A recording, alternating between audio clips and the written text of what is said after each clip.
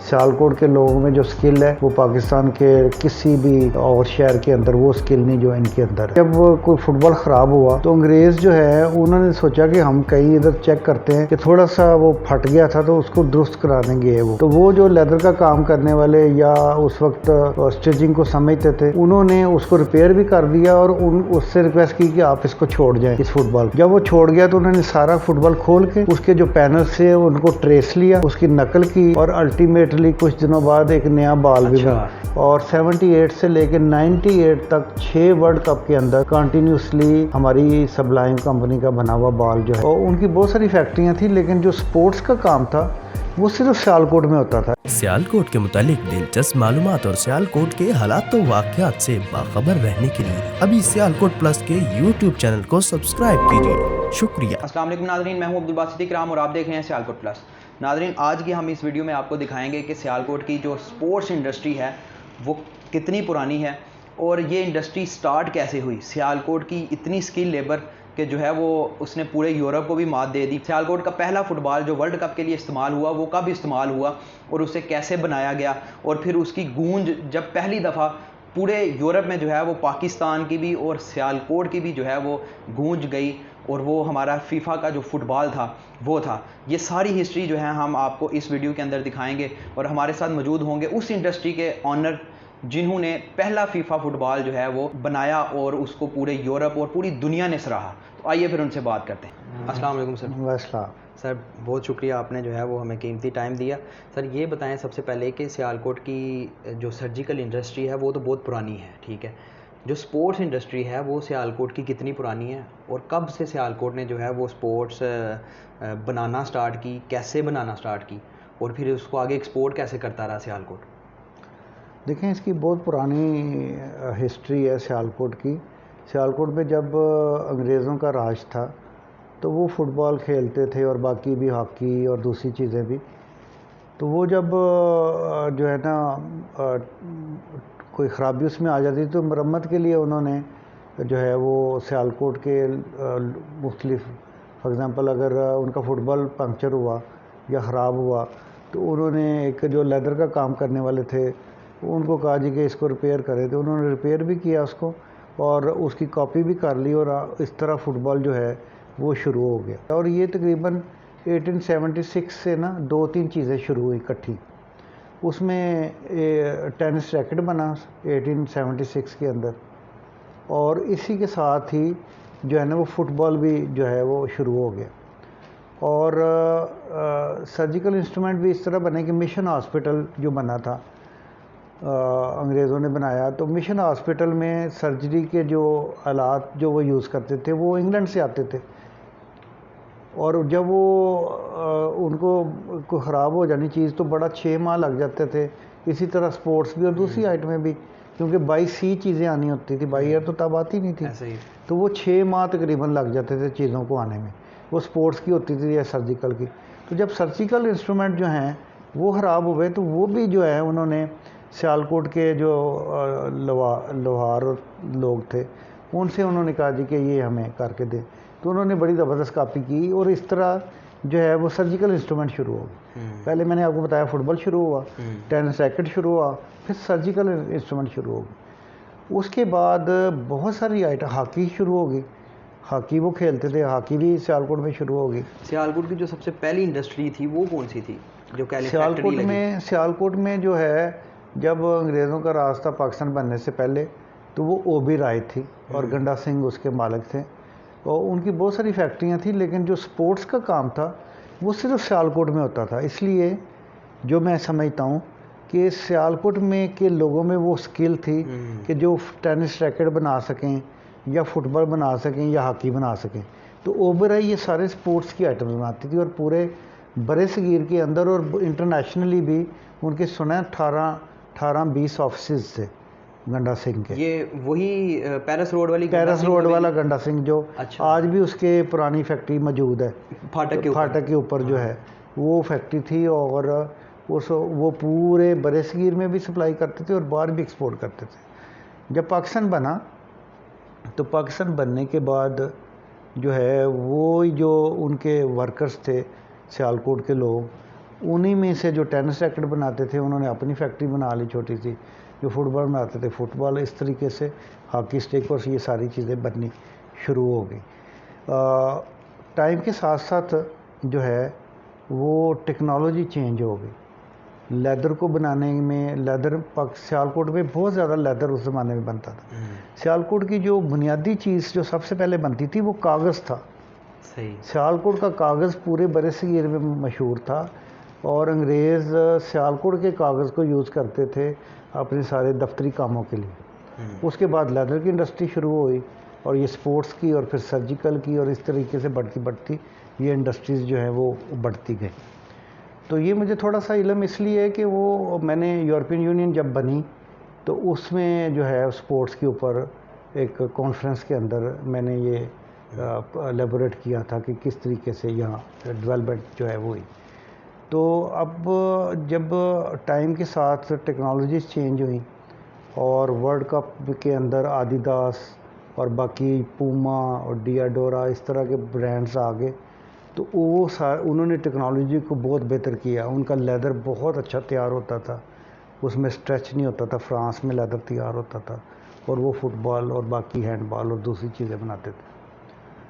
तो उस वक्त जो है, जो पहले सियालकोट का बाल बनता था वो अगर एक्सपोर्ट होता था ना, 1900 में एक्सपोर्ट होना शुरू हो गया था फुटबॉल और बाकी भी चीज़ें, लेकिन वो स्कूलों के लेवल के ऊपर जो है वो इस्तेमाल होती थी, वो किसी प्रोफेशनल मैचेस के लिए इस्तेमाल नहीं होती थी। जो पहला ब्रांड, पहले 2 ब्रांड पाकिस्तान में आए हैं और सियालकोट में आए हैं, उसमें एक आदिदास था और ग्रेज ऑफ कैम्ब्रिज। हॉकी में ग्रेज ऑफ कैम्ब्रिज जो है वो अनवर खाजा इंडस्ट्रीज़ लेके आई, और सबलाइम स्पोर्ट्स पहला ब्रांड आदिदास को पाकिस्तान में लेके आए। पाकिस्तान में पहली दफ़ा आदिदास को हम लेके आए। और जब 1876 के अंदर जो है ये टेनिस रैकेट, फुटबॉल और ये बनने शुरू हुए, तो उसकी जो बैकग्राउंड थी वो ये थी कि जब कोई फुटबॉल ख़राब हुआ तो अंग्रेज़ जो है उन्होंने सोचा कि हम कहीं इधर चेक करते हैं कि थोड़ा सा वो फट गया था तो उसको दुरुस्त कराने गए वो।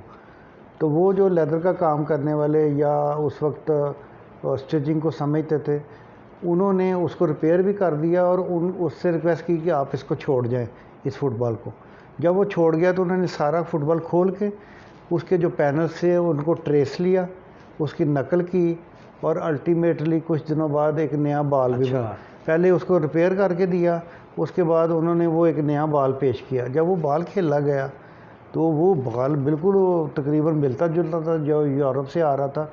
तो अल्टीमेटली जो उस वक्त के अंग्रेज़ थे, जो ऑफिशियल जो गवर्नमेंट थी, उन्होंने सोचा कि हम जो 6 माह के इतना महंगा फुटबॉल उधर से मंगवाते हैं और 6 माह लग जाते हैं, तो हम सियालकोट से लेना शुरू करें। और वो एक स्टार्ट था सियालकोट में फुटबॉल बनने का और टेनिस रैकेट, इसी तरीके से टेनिस रैकेट हुआ, इसी तरीके से गन्स बनी। गन्स एक शिकार अंग्रेज़ खेलते थे, तो वो डबल बैरल गन्स जो हैं वो ख़राब हो गए।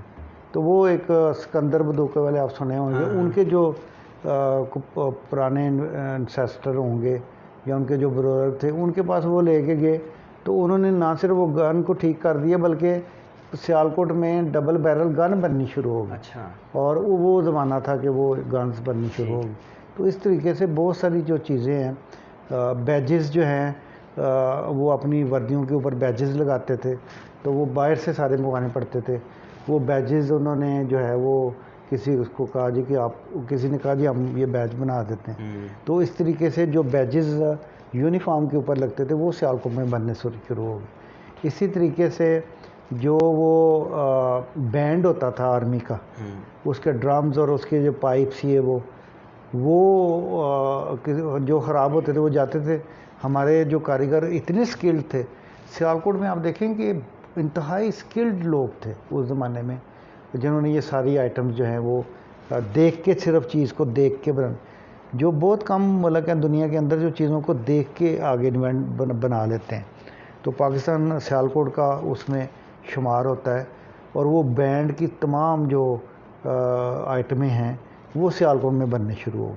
और मैं फिर आगे बड़ी लंबी बात हो जाएगी कि हर चीज़ जो है वो उसी से शुरू हुई, और सियालकोट के लोगों में जो स्किल है वो पाकिस्तान के किसी भी और शहर के अंदर वो स्किल नहीं जो इनके अंदर है। और 1974 के अंदर आदिदास के साथ एग्रीमेंट हो गया और 78 के अंदर जैसे मैंने आपको बताया कि हमने वो बॉल प्रोड्यूस किया। और 98 में मैंने 98 की बात कर रहा था जो लॉस एंजलिस में वर्ल्ड कप हुआ था, उसमें पहले जो बहुत बड़ा एक लेजेंड स्पोर्ट्स फुटबॉलर है वो हमें अपनी गोल्फ कार्ट के अंदर बैठा के तो वो रोजवेल स्टेडियम के अंदर लेके गया और उन्होंने हमें बड़ी इज़्ज़त दी कि ये आपकी बहुत बड़ा एजाज़ है कि आप लोग इतने सालों से फुटबॉल जो वर्ल्ड कप का है, और पूरी दुनिया को नहीं पता इस बात का कि वर्ल्ड कप जो है वो सियालकोट में बनता है। तो मैं ये समझता हूँ कि ये बहुत बड़ी ऑनर है पाकिस्तान के लिए, और आने वाले वक्त में हम इस जो ये इंडस्ट्रीज़ हैं इनमें और इनोवेशन करके अपना ब्रांड जो है वो स्टार्ट कर सकते हैं, ताकि हम भी आदिदास, नाइकी और दूसरे ब्रांड की तरह सियालकोट का भी अपना एक ब्रांड जो है वो डेवलप कर सकें। सियालकोट का फ़ुटबॉल बहुत मशहूर है, ये बात भी है एक कि जो सियालकोट का पहला फ़ुटबॉल वर्ल्ड कप के लिए खेला गया वो आपकी इंडस्ट्री से गया था। जी, आपने सही कहा कि हमारा जो मेरे वालिद थे प्रोफेसर अमीन जावेद, उनकी बहुत बड़ी कंट्रीब्यूशन है पाकिस्तान के लिए और ख़ास तौर पे सियालकोट के लिए कि फ़ुटबॉल इंडस्ट्री जो कि हम एक्सपोर्ट करते थे वो उस लेवल के बॉल फुटबॉल्स होते थे जो स्कूलों में सिर्फ बच्चे खेलते थे, बड़े लो लेवल के, क्लब में भी वो नहीं खेले जाते थे फुटबॉल। तो वो प्रोफेसर अमीन जावेद साहब क्योंकि बहुत माशाल्लाह पढ़े लिखे और मैनेजमेंट को समझते थे, तो सबलाइम स्पोर्ट्स ने पहला बॉल जो है आदिदास के साथ हमने कोलैबोरेशन की। दुनिया में सबसे पहले जो है वो जो फुटबॉल का काम सबसे बड़ा किया वो आदिदास ने किया, जिसके सारे वर्ल्ड कप में बॉल खेले जाते थे। ऐसे ही और उसके बाद दूसरी कंपनियां जो हैं नाइकी और दूसरी कंपनीज आई। तो आदिदास के साथ हमारी कोलैबोरेशन 71 में ही तकरीबन शुरू हो गया था काम, और 74 में साइन हो गई। सही और आदिदास को पाकिस्तान में लाने वाली जो कंपनी थी वो सबलाइम स्पोर्ट्स थी हमारी कंपनी। सही और हमने फिर वर्ल्ड कप का जो बॉल है वो 78 से, देखें उस वक्त मीडिया नहीं था, और 78 से लेकर 98 तक 6 वर्ल्ड कप के अंदर कंटिन्यूसली हमारी सबलाइम कंपनी का बना हुआ बॉल जो है वो आदिदास का खेला गया, और पूरी दुनिया में उसकी बहुत जो है वो तारीफ़ भी हुई। और उसके ऊपर पाकिस्तान गवर्नमेंट ने और PIA ने मिलके एक डॉक्यूमेंट्री बनाई, उसका नाम था दी बॉल नेम टेंगो।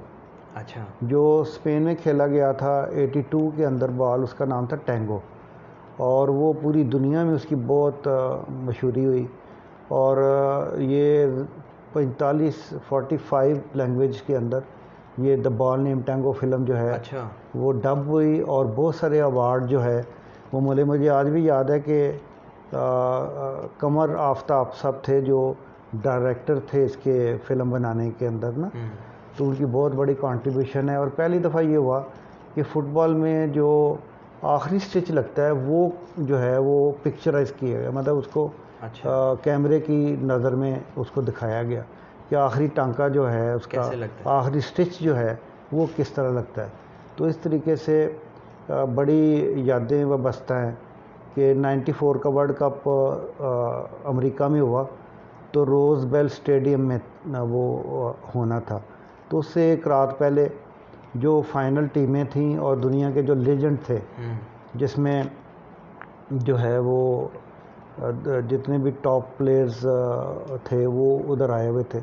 तो वो डिनर में जब उनसे मुलाकात हुई तो उसमें उन्होंने जो है वो कहा कि हम आपको साथ लेके जाएंगे ग्राउंड के अंदर। मैं तो और मेरे वाले साहब थे, तो उन्होंने स्पेशल एक कोर्ट के अंदर बैठा के तो हमें जो है वो रोज़बेल स्टेडियम के अंदर लेके गए। और जो है बड़े बड़े जो प्लेयर थे वो हमारे साथ बैठे और हमें जो है वो हमने फाइनल टूर्नामेंट जो है वो देखा। तो ये बड़ी अच्छी एक याददाश्त है जो दुनिया पूरी ने देखी कि पाकिस्तान का नाम जो है वो फ़ुटबॉल के ज़रिए से बहुत रोशन हुआ, और अभी भी वो सिलसिला आगे चल रहा है, और अल्लाह करे कि वो आगे चलता रहे और पाकिस्तान का ही फ़ुटबॉल जो है और सियालकोट का बना हुआ फुटबॉल जैसे कि फॉरवर्ड स्पोर्ट्स भी बना रही है, वो भी हमारे साथ काम करते थे पहले, और मुझे खुशी है कि अभी वो बना रहे हैं।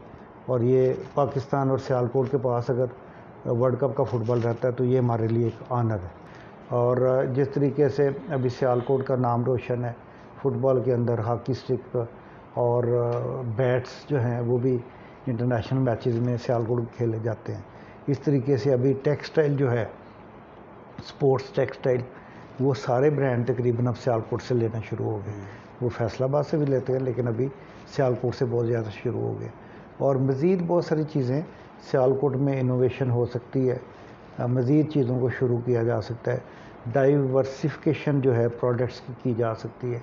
Skill is there, money is there, but लोगों को चाहिए कि वो मिल के जो है वो आगे अपने ब्रांड को, पाकिस्तान और सियालकोट के जो ब्रांड हैं उनको डेवलप करें ताकि हम अपने नाम से चीज़ें बेच सकें, और हम जो बहुत थोड़ी कीमत पे अपनी प्रोडक्ट को बेच रहे हैं हम उसको ब्रांड के लेवल की प्राइस के ऊपर भी अपनी चीज़ों को बेच सकें। सर बहुत शुक्रिया। यकीनन ये जो आपने बातें की हैं बहुत ही कम लोगों को पता थी कि मतलब सियालकोट की स्पोर्ट्स इंडस्ट्री और सर्जिकल इंडस्ट्री जो है वो कैसे स्टार्ट हुई।